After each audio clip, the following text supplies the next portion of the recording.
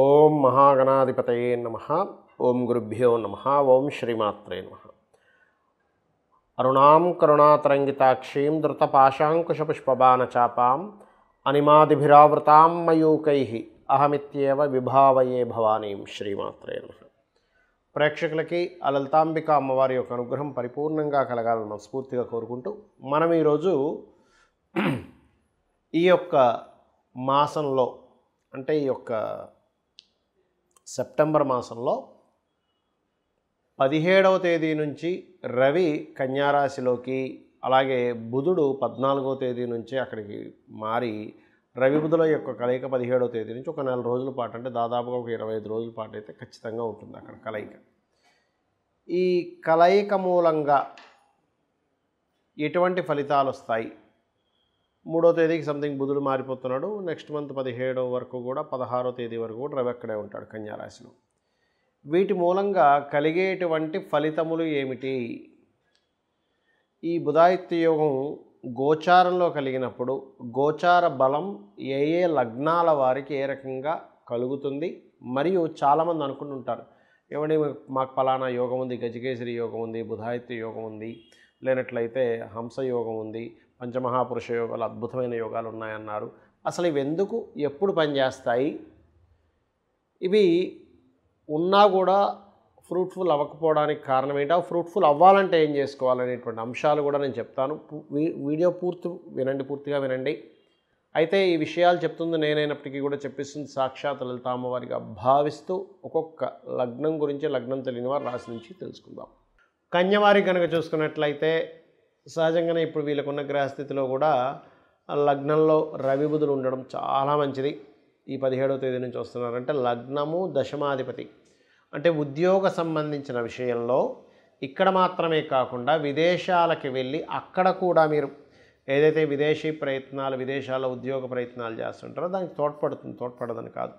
ఈ బుధాదిత్య యోగం 12వ అధిపతి 10వ అధిపతి వచ్చి లగ్నానికి కనెక్ట్ అయింది కాబట్టి, అంటే రాశికి కనెక్ట్ అయింది కాబట్టి జీవుడికి. అలాగే 2లో కుజుడు ఉన్నాడు, 12లో కేతు ఉన్నాడు, 6వ స్థానంలో రాహు ఉంటూ శని వక్రించున్నాడు ప్రస్తుతం. మరి దీనికి ఏమిటండి, ఏం చేస్తే ఇది మనకి మంచి ఫలితాలు ఇస్తుంది? అసలు దీని ఫలితం ఏమిటంటే సహజంగా రవి బుధులు ఉన్నటువంటి ఫలితం లగ్నంలో 100% భూయోగాన్ని, గృహయోగాన్ని, విద్యాయోగాన్ని, ఆ విద్య చదివినటువంటి విద్య ఏదైతే ఉందో అది మీకు ఫలకృతమయ్యేటువంటి యోగాన్ని రవి బుధులు బుధాదిత్య యోగం లగ్నంలో ఉన్నది ఇచ్చి తీరాలి. అందులో ఎటువంటి సందేహం లేదు. ఎందుకంటే బుధుడు విద్యాకారకుడు, భూతత్వ రాశుల్లో ఉన్నాడు, అందుకని భూయోగం ఇవ్వాలి. రవి తండ్రి కారకుడు కాబట్టి తండ్రికి సంబంధించిన, భూమికి సంబంధించిన విషయంలో ఏదైనా ఒక యోగం ఇవ్వాలి. కానీ ఇక్కడ ఏమవుతుందంటే తండ్రి ఆస్తి అనేటువంటిది కేతు 12లో ఉన్నాడు, 12లో ఉంటుంది తండ్రి ఆస్తి అనేటువంటిది. భూమికి కారకుడు అయినటువంటి కుజుడు 2లో ఉన్నాడు పాపై. కాబట్టి ఇక్కడ ఏమవుతుంది, మీరు ఈ కుజుడికి కేతువుకి రెమెడీ చేసుకుంటే కానీ ఇది ఫ్రూట్ఫుల్ అవ్వదు. అంటే ఎలా అంటే ఏమంటే పండు ఉందండి చెట్టు మీద, కానీ తీలేకపోతున్నాం అంటే మన దగ్గర ఒక కర్రో రాయో ఏదో ఒకటి కట్ చేయడానికి ఉండాలి. అప్పుడు కానీ ఆ పండు మీ చేతికి రాదు. లేదా చెట్టు ఎక్కగలిగేటువంటి సామర్థ్యమైన మీకు ఉండాలి, చెట్టును ఎక్కగలిగేటువంటిది. అప్పుడు కానీ మీకు అది రాదు, లేదా దానంతటా రాలిపడాలి. అలాగే మనకేంటంటే ఎప్పుడు కూడా ఒక యోగం ఉంది, గోచారంలో ఫామ్ అయింది, అదొక 10 to 15% మీ యొక్క జన్మజాతకానికి సపోర్ట్ చేస్తుంది. మీరు కూడా ఆ యొక్క ప్రయత్నంలో ఉన్నారు. ఏ విదేశాలకు వెళ్ళో, లేకపోతే ఏదో చదువుకోవాలనో, లేకపోతే లేనట్లయితే చక్కగా గవర్నమెంట్ జాబ్ సంపాదించాలనేటువంటి ప్రయత్నంలో ఉన్నారు. అయితే ఇక్కడ ఏంటంటే రవి బుధులు ఉండి కేతు 12లో ఉన్నది గవర్నమెంట్ జాబ్స్లో ఎవరైనా ఎండోన్మెంట్ డిపార్ట్మెంట్లో ట్రై చేస్తూ ఉంటారు. అటువంటి వాడికి బాగుంటుందండి. ఆధ్యాత్మిక సంబంధించిన, ఆరోగ్య సంబంధించిన, రీసెర్చ్ డెవలప్మెంట్ రిలేటెడ్, ఇట్లాంటి వాడికి సర్వే ఆఫ్ ఇండియా అంటారు, సర్వే రిలేటెడ్ సంబంధించి ఇట్లాంటి వాటికి బాగుంటుంది. అయితే మీరు మాత్రం కుజుడికి కేతువుకి దీపారాధన చేయడము, గోవులకి క్యారెట్స్ గ్రాసము తినిపించడం, ఇవి చేయండి, అన్ని విధాలా బాగుంటుంది.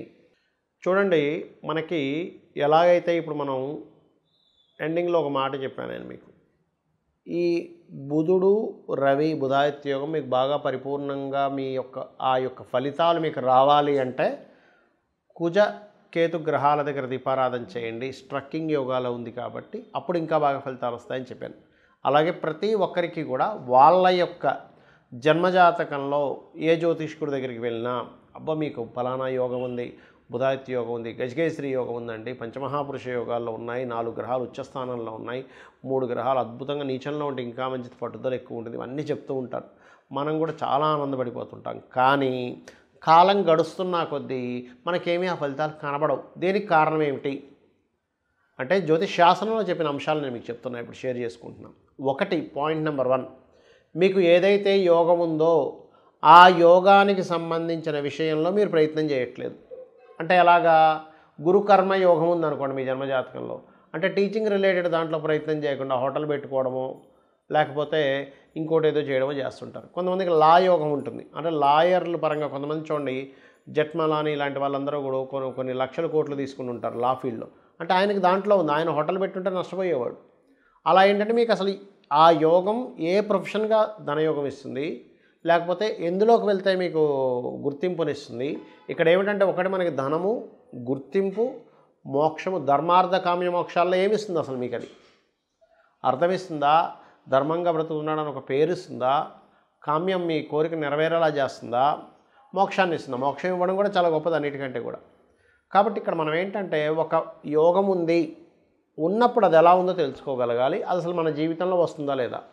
బుధాదిత్య యోగం ఉందండి, కానీ ఆయనకి మహాదశ, బుధ మహర్దశ కానీ రవి మహర్దశ కానీ 90 ఏళ్ళ దాకా లేదనుకోండి, అప్పుడు పరిస్థితి ఏమిటి?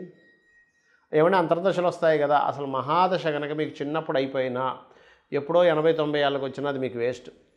ఎందుకంటున్నానంటే ఆ మహాదశ రానిదే మీకు దాని ఫలితం రాదు. పాయింట్ నెంబర్ 1 గుర్తుపెట్టుకోండి. రెండవది, ఆ మహాదశ ఉంది, దానికి సంబంధించిన పని చేస్తున్నారా లేదా, నేను మొదట్లో చెప్పినట్టుగా అది ముఖ్యంగా గుర్తుపెట్టుకోవాలి. అంటే ఏమిటి? బుధాదిత్య యోగం ఉందండి, కానీ నేను గవర్నమెంట్ జాబ్ ట్రై చేయట్లేదు. ఎందుకు వస్తుంది మీకు గవర్నమెంట్ జాబ్? అది కర్మకారకుడు సంబంధం కలిగి ఉండి ధనయోగాన్ని ఇచ్చే దాంట్లో బుధాదిత్య యోగం ఉంటే అప్పుడు మీకు గవర్నమెంట్ జాబ్ వస్తుంది. ఆ గవర్నమెంట్ జాబ్ కూడా ఆ బుధాదిత్య యోగం ఎక్కడెక్కడ ఉండాలి ఎవరికైనా ఉంటే మేషంలో కానీ, మిథునంలో కానీ, సింహంలో కానీ, కన్యలో కానీ ఉండాలి. ఈ 4 ప్లేసుల్లోనే బుధాదిత్య యోగం బ్రహ్మాండంగా పనిచేస్తుంది. వేరే దగ్గర చాలా స్వల్పంగా పనిచేస్తుంది, పెద్దగా పనిచేయదు అక్కడ. ఇది గుర్తుపెట్టుకోవాలి. అలాగే మరొక విషయం ఏంటంటే ఇక్కడ ఆ యొక్క యోగము పాపకర్తెరలో ఉందా, శుభకర్తెరలో ఉందా? ఇప్పుడు చూడండి, మనకి గోచారంలో ఇప్పుడు మనం చెప్పుకున్నాం ఏమండి, రవి బుధులు చక్కగా కన్యారాశిలో ఉన్నారు, కానీ అటు ఇటు కుజుడు కేతు ఉన్నాడు అన్నాం. అంటే ఏమిటి? మనకు అక్కడ ఉన్నట్టే ఉంటుంది, కానీ తాళం వేసినట్టుగా ఉంటుంది. బాగా నాణాలు, ధనము, గోల్డ్ అన్నీ ఉన్నాయండి, కానీ పెద్ద తాళం వేసింది, అది ఎరగొట్టడం సాధ్యం కావట్లేదండి. అలా ఉంటుంది పరిస్థితి. అంటే మా తాతగారు ఆస్తుందండి, కానీ ఆ తాతగారు ఆస్తి కబ్జాలో ఉందండి, అది అమ్ముకోవడానికి లేదండి, ఆడెవడు కొనట్లేదండి, అలా ఉంటుంది పరిస్థితి.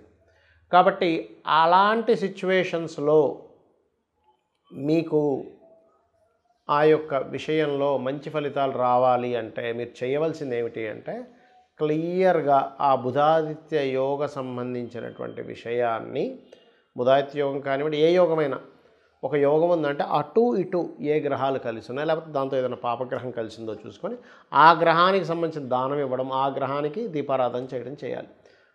ఇప్పుడు రెండు గ్రహాలు ఉంటాయి, ఒక్కొక్కసారి రవి శని ఉంటాడు మధ్యలో, అది పాపకర్తెర యోగం.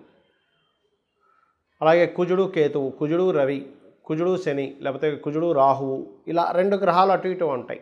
అప్పుడు ఏమవుతుంది, అది స్ట్రక్ అయిపోయింది. ఒక ట్రాఫిక్లో మనం వెళ్ళేటప్పుడు ఎంత మంచి కారు, అందులో ఫ్యూల్ ఉంది, మనం నడిపే స్తోమత ఉంది, లేదా మంచి డ్రైవర్ ఉన్నాడు, కానీ ముందు కొన్ని కార్లు స్ట్రక్ అయిపోయి, వెనక్కి కొన్ని కార్లు స్ట్రక్ అయిపోయి ఇరుక్కుపోతే మనం అవి కదిలే వరకు కదలలేము, ఆ కారు దిగలేము, అక్కడ ఇంకొక ఆప్షన్ లేదు అక్కడ మనకి. అలాగే బ్లాక్డ్ అంటారు దాన్ని, అంటే యోగం ఉంది బ్లాక్డ్, భాగ్యచక్రాన్ని కూడా అంటారు. అంటే మీకు యోగం ఉంది కానీ బ్లాక్ అయిపోయింది.